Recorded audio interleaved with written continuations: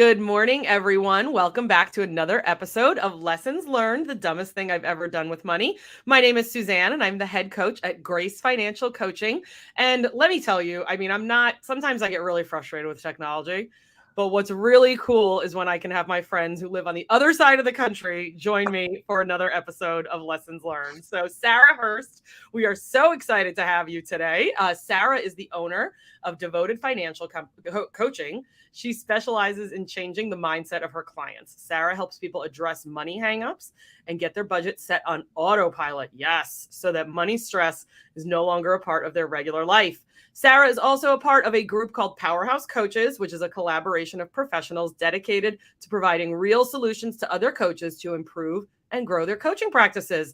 And I am also part of Powerhouse Coach, and so is Laura. Hey, Laura, good morning. Thanks for joining us. It's early where Laura is too. How are you today, Sara? I am great. I've got my second coffee here to keep me going, and I'll try not to suck it down too fast. Yes, Sara and I are, 3 hours apart, but we are spiritual coffee friends because we have our coffee routines in the morning and we have our evening drinks in the evening. So well, Sara, before we get started on the dumbest thing you've ever done with money, tell us a little bit about Devoted Financial Coaching and specifically talk about the mindset shift that your clients experience, because that's really important. Yeah, because a lot of our behaviors are grounded in those ways that we see the world, our mindsets. So if I am operating under an old program of like, I don't think I have enough money, I am struggling all the time, I'm always hustling, that's going to impact how you decide to cope in your life, right? And so for some of my clients and for me too, it looks like shopping more, or it looks like hitting the drive-through a lot, and not really taking the time to examine like, why am I here again? This only gives me this little hit for a little while. So what can we do to stop, look at that behavior that we're not really proud of, and decide what steps we can take to change it, even 1%. Oh my gosh, that's so true, because and we could have just taken that last 10 seconds of what you said and we can apply that to addiction, to drinking too much, to participating in behaviors we're not proud of, to overeating. We can apply that to so many things. So mindset is not just it's not just for financial stuff, right? It's not just for spending less money. It's for all of these things in our life that we want to see that shift in. Right. It's not just about being a good adult. So wait, hold on. Why would we not want to be a good adult? What's the big turnoff about that? Well, there can be that comparison, right? Of like, this is how my parents did it. This is how my grandparents did it. This is how my sister, who's like a type A person, does it. Or my brother, who's a doctor, does it. And that can really rob you of your progress and celebrating when you do see progress, right? Yeah. So what in your life have you struggled with when it comes to comparison? Definitely grades in school. I'm the oldest of 6 kids. And so I was that type A kid. And I found a lot of value in my performance. Okay. So when I got the A's, when I copied the teacher's example of the artwork exactly, and my aunt framed it, everyone thought I had talent. It's like, no, I am just a perfectionist. And that is a coping strategy as well. Because growing up in a large household, a lot of stress. I considered myself the good kid, and my mom called me that too. So that's how I operated. That's how I flew under the radar for so long. That was how. So the perfection. I see that a lot. We're both financial coaches. So, good morning, Abby. How are you doing this morning? Abby says there are just some days I don't want to adult. Amen.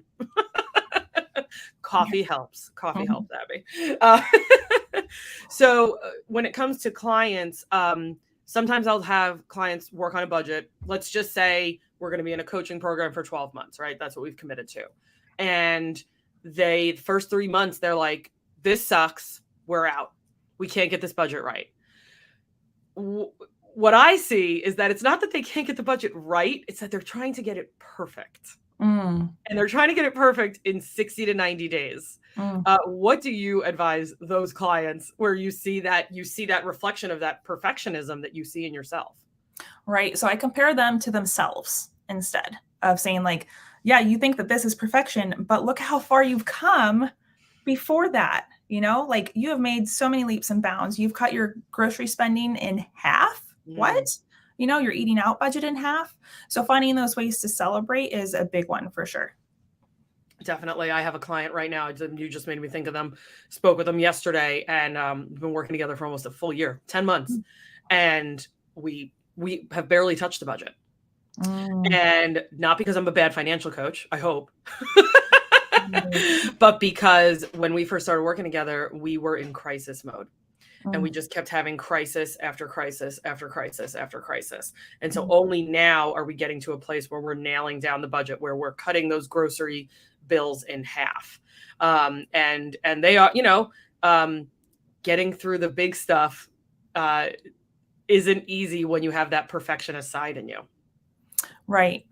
I also try to warn folks that there's this likely curve of liking me as their coach or liking coaching at all. Like we start up here, we're excited, we're at the beginning, and then I start like asking you things and you say yes to them. And then you're like, I don't like this. This is hard.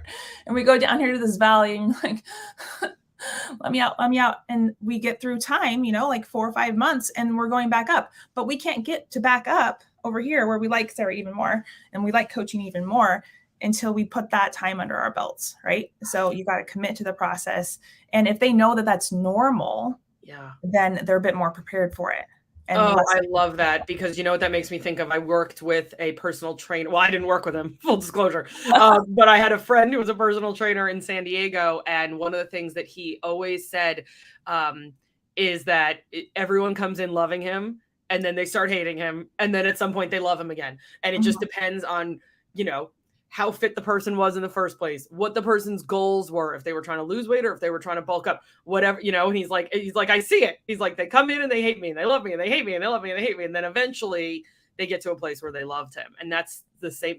Coaching is coaching, right? It's going to suck a little bit sometimes. Right. But if we call it out ahead of time, then we can be like, hey, this is normal. And once we get through it, you're going to see those results and you're going to be happy with that. You're going to be glad that you stuck it out, that you're in this place that you are. And again, comparing them to themselves in a different place than you were when we started. Yeah. I love that you normalize it for them, because otherwise they're going to be like, man, I really wanted to do this coaching thing, but I hate this coach. Right. And saying that that's not an indicator that it's not working, like just because you don't like the process, you don't like me, you don't like that one thing I said, that doesn't mean this isn't working. So on the contrary, I would say that probably means it is working. If you don't like Sara, when you look at your calendar and you go, oh, I have shocked my financial coach today, it could very well be working. Yeah. And hopefully that's not the theme throughout all of it. No, at some point they're going to be excited and be like, hey, guess what I did? Yes. There's right. And then when we get those wins, like you said, we've got to point that out. We've got to celebrate that. Even if it feels like all this other stuff might be collapsing, falling apart. There you go. That's one of the ways I celebrate. I have a little too. Putting a little party hat on. I love it. I love it. Laura, I love the normalization being shown in the beginning. Exactly. It's so important. I think that's another coach though. Yes, definitely. So speaking of important things, Sara, I created this show to help other people realize we all make mistakes. So please tell us, what is the dumbest thing you've ever done with money? Well, bottom line is I paid for a rescue dog with my credit card. Oh, ouch. Could not afford the $80 in our regular budget when I saw that cute little face that I could not say no to. So the story starts out with young and married and checking the boxes, right? Of like, people have told you this is the responsible way to live. You get married, you get a house, you then see if you can keep that plant alive. And if you can, guess what? You are ready to try a dog. This is, of course, on the path to have children, right? And if you can keep that dog alive, then you can move on. But we got to the point where we had the house, we kept the house plant alive, and we were starting to look at dogs already, because we said to ourselves, we checked those boxes where this is obviously like, it's time. We're so excited to get a puppy, young and married, early mid-20s, I guess, at that point. So I started looking online and I looked at rescues. We knew we didn't want a purebred at that point. And also had already said we couldn't afford it. Oh, interesting. Yeah, Okay. we knew we couldn't afford a purebred, so we Mm. started looking at rescues. And I found a little face that I told my husband we have to go see him.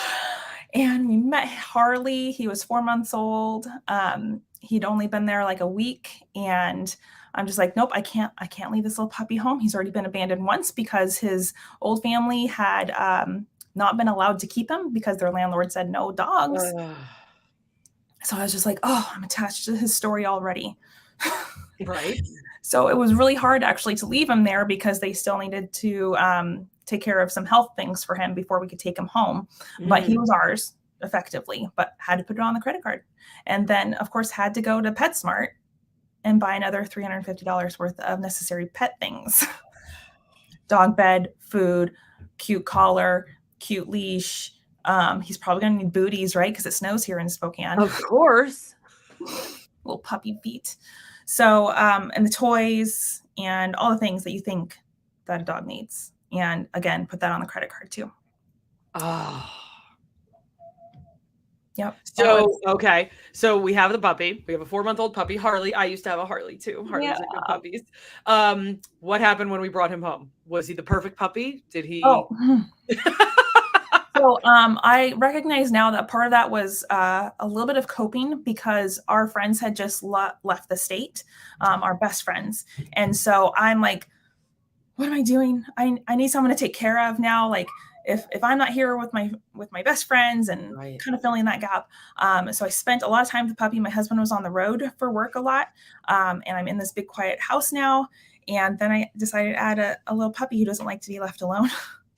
Oh, so we had some separation anxiety We already did. built in.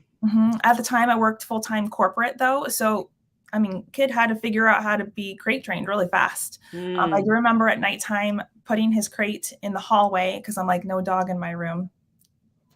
So long ago. Things have changed. Yeah. But he would whine even there, but things got better. Did a lot of great potty training, of course, and that whole thing. He was a wonderful dog. You hear me talking about him in the past tense. He passed away 3 years ago at the ripe old age of 10. So, Oh, yeah. Yeah. So Adrian said, 3 puppies. Don't make my mistake and get 2 at once. that's That tricky. is, see, I could make it, but you know what? I could walk into a shelter and make an argument for taking 2 of them home if they were like already bonded. I could Oh, yeah. easily justify that to myself. I would have too. Like, gosh, help me if I had had 2 puppies in that little crate. I If would have been like, Harley had yeah, had a you're brother coming or a home. sister. Yeah, you're coming home. I can't separate you. That's cruel. No, that would be awful. That would be terrible. And Laura Mhm. says, rescues are my kryptonite. Yes, I can't even go window shop anymore. Window No, shopping. No. no, I can't. Laura, I shouldn't even be following their Facebook pages. Like literally, I shouldn't even be doing that. It's terrible. It's absolutely terrible. So we go through the puppy phase. We get to the puppy phase. Your husband's not, working, driving around as much. So we survive. I would like to let everyone know that Sara has successfully kept 2 children alive now. So she did learn from her puppy experience. Yes, check that box as well. We got Yeah, that. We got Harley trained really well, and then we added a baby to the mix. And there you I go. distinctly remember when Aaron was crawling and he got in Harley's crate, and Harley was just like, Serenity now. he didn't like it at first, but then they were best buds. They Oh, really were. I've got a picture of Aaron in the crate with the dog who's just looking up at me like, oh my gosh, are you kidding me right now? that's amazing. That is hilarious. But I want you to go back for a second. If we could go back in time, what would you have done differently? Because we fell in love with this puppy. We didn't recognize the emotions that we had going on because we had friends who had just left town. That is very adult of you, by the way. A lot of people will look back on stuff and be like, oh, that was stupid. But they won't sit there and say, why did I do that? That was stupid, but why did I do that? So I commend you for that. But what would we do if we could go back in time completely? Maybe we would still get Harley, but what would you change about the experience? Oh, I would have made some harder cuts to my budget, and I would have only got the actual necessities from PetSmart, instead of all the little extra things that I thought I needed. I would have budgeted those out a little bit further. Still got them, it's just it didn't have to happen all at once. That way I could avoid using my credit card. because we ended up paying for him until we ended up closing the credit cards. And I don't know how long that was, honestly. Yeah. So I was going to say, so what's your relationship with credit cards now? Zero. I have zero relationship with credit cards. It's just regret. Yes. Yes. It's a negative relationship. Right. Yeah. They're an ex. And what made you guys decide to get rid of them? Because I do work with some clients who, even if it's my principle to not use credit cards, it's still their principle and we just use them smartly. So what made you guys decide to like cut the cord completely? Part of it was our own behavior. Like we recognized that it was too tempting to have that in our life. And then we also wanted to draw a hard line between not being a slave to debt anymore. Gotcha. So we were like, this is ridiculous. And at times we were so stressed out about being able to make the payment. And our credit cards became our emergency fund instead of us taking care of ourselves and making a plan for emergencies. So. Definitely. So how did you guys, because you guys got married in your 20s, correct? Yep. I was 22. So what do you think, how did you guys build your healthy relationship with money while also staying in relationship with each other? Because it is difficult when you're bringing in two different people. And I'm assuming you guys didn't go through any sort of marital financial counseling ahead of time. Only now has that gotten kind of popular. What did you guys do to make sure to get on that same page? I mean, it could have taken 10 years from what you're saying, right? But what did you do along the way? Right. It's still a work in progress. I wouldn't say things are perfect. I don't even know what that would feel like. But in the beginning, like it was evident that I was a lot more on top of like watching the everyday money things and making sure things were paid. So that it was natural for me to take that over. But I didn't have any good processes in place. I just was like, okay, I think this kind of works. This is an Excel spreadsheet and I know a couple of formulas. And I think if I do it this way, then it makes sense. But it drove me nuts because my husband would do like those $1.25, $3.45 transactions at the gas station or whatever to get like a Red Bull or something. And those just drove me batty because I'm like, I have to reconcile everything. Like there was so much pressure that I put on myself to make sure that we weren't going to go in the red, that I was paying the bills on time. And I got so frustrated one day, I threw up my hands. I'm like, I can't do this anymore. Like I've tried asking you to like just use cash instead. And that communication broke down. It was definitely an opportunity for me to have said something before I was drowning. So that's definitely something I've learned. And when I start having those thoughts of like, oh yeah, I can totally maintain this. This will be fine. No, actually, Sarah, you can ask for help. Or you can just say like, hey, this is kind of bothering me earlier than maybe my ego wants to. Yeah, definitely. It sounds like that's a little bit of the perfectionist as well, too, right? That you mentioned earlier, is trying to get it all perfect and get it all perfect by ourselves. Yeah. Been there, done that for sure. I hear a puppy barking in the background. So who has replaced Harley? Never replaced. Right. We have another dog. We did get a Hungarian Vizsla this time. We'd done a lot of research before deciding on what kind of breed to get. My family is active. My husband is an ultra runner. So this breed will be able to run distances with him. My big kid is a mountain biker, again, outside. And the little one, who's 4, I think he's going to need something to focus on. And I'm not bringing a piano into my house. I know a lot of people say, give those active kids something to focus on like that. And like, no. So the breed is actually the highest titled AKC breed. And so really great at agility. I'm like, not only can you train the dog, you can build the things for him to do all the little courses in the background. Yeah, definitely. So we have a 10-month-old Vizsla, and his name is Cash because we love Johnny Cash, and Cash is king. So. And because I think you guys paid cash for him this time, you didn't go on the credit card. We sure did. Yep, we saved up that money. We had the deposit ready to go. We decided what gear that we still had saved from Harley would make sense to keep, what we knew things we needed to get, and we had the time to space it out because the deposit we made last spring. The puppy wasn't born until August, and then we didn't pick him up for 2 more months, when he was 8 weeks old. So he's definitely not replaced Harley, though. I know. We run somewhat of a retirement home here for dogs, so we jokingly say that we have to have 2 or 3 in the house at all times, just because a lot of times we get them when they're 10.